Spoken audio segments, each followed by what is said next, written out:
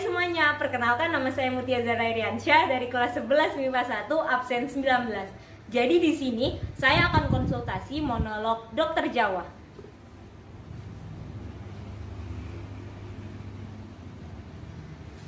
Dini hari mereka datang kepadaku. Ada seorang perempuan akan melahirkan. Melahirkan memang tak kenal waktu. Ia bisa datang kapan saja. Sama seperti kematian. Kematian. Kenapa aku melantur kematian? Selama 3 tahun aku di sini, aku menjadi saksi bahwa hampir setiap kesakitan akan berakhir dengan kematian.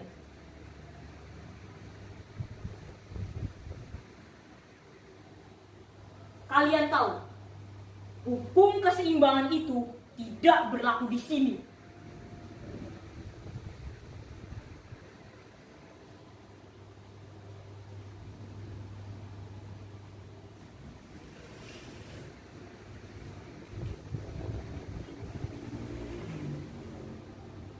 Sebagai orang Jawa yang mewarisi ajaran harmoni dari para tetua, aku merasa dibenturkan pada kenyataan pahit yang berbeda dengan apa yang pernah diajarkan. Aku menjadi saksi, hampir setiap kesakitan di sini akan berakhir dengan kematian.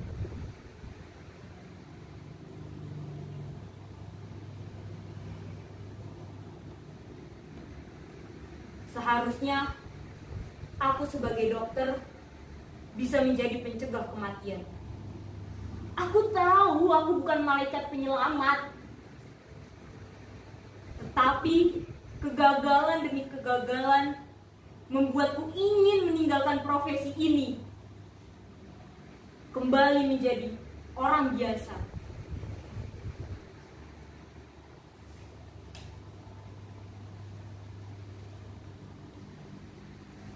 Bapak, Mama, mari masuk ke dalam. Masuk ke dalam. Mama, jangan lama-lama di luar. Nanti bisa sakit.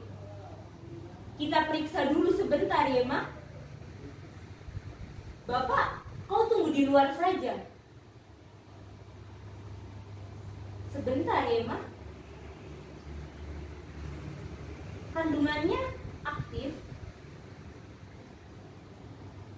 Bergerak, Ma. Bergerak.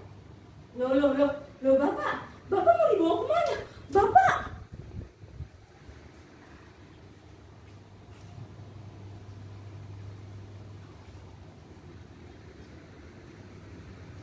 Kalian tahu, seminggu ini sudah ada 61 kasus anak meninggal dunia di desa ini.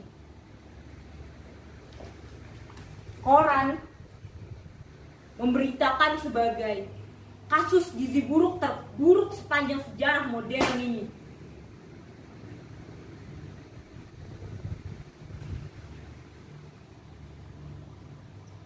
Waktu itu ada kasus desa ini kehabisan beras. Kami ambil beras dari kota kabupaten menggunakan perahu. Itu memerlukan waktu 2 hari 2 malam. Waktu itu perahu pembawa beras katanya pecah.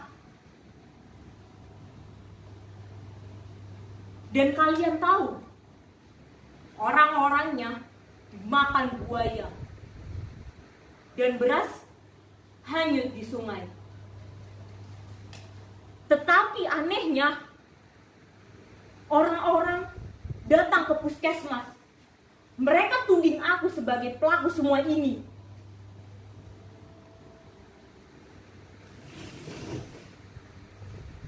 Loh, ada apa ini beramai-ramai? Ada yang sakit, kah?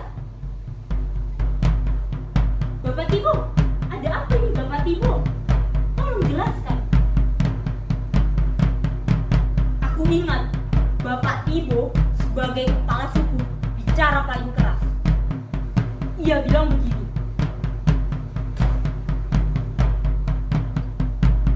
kami ini cuma orang primitif, jangan kau permainkan. Kami ini juga ingin modern, seperti orang Jawa. Kau dokter dari Jawa, pasti bawa itu beras. Zaman presiden dulu, ada yang bilang, kalau orang Papua ingin modern, harus makan itu beras.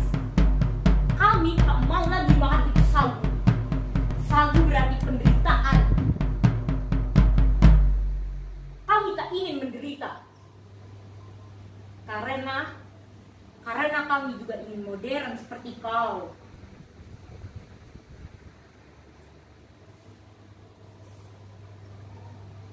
Bapak Tibo, jadi modern tak harus makan itu beras. Orang Belanda makan roti dari gandum, karena gandum hidup di tanah Belanda. Di tanah Papua ada sagu. Kenapa kita tak makan sagu saja? Tiba-tiba ada lelaki yang menyela pembicaraanku dengan Bapak Tibo. Aku ingat lelaki itu adalah lelaki yang sama yang datang malam-malam ke puskesmas membawa temannya yang terluka tembak, tepat di bagian dadanya. Untungnya peluru tidak masuk terlalu dalam di bagian dada lelaki itu. Sebelum ia pergi, ia sempat mengancamku.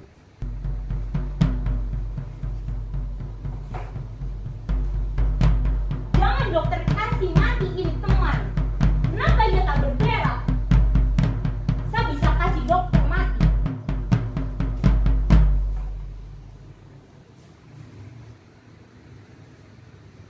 Bapak, saya hanya membiusnya. Maka dari itu dia tidak bergerak. Bapak, sudahlah. Kenapa Bapak bertempur di gunung-gunung? Mari bergabung dengan orang-orang kampung. Kita ini sama-sama orang kampung, sama republik. Tidak ada gunanya bertempur dengan tentara. Bertempur dengan tentara hanya menyebabkan kematian. Lalu ia menggendong temannya dan menghilang dalam kegelapan. Sekian dari saya. Wassalamualaikum warahmatullahi wabarakatuh.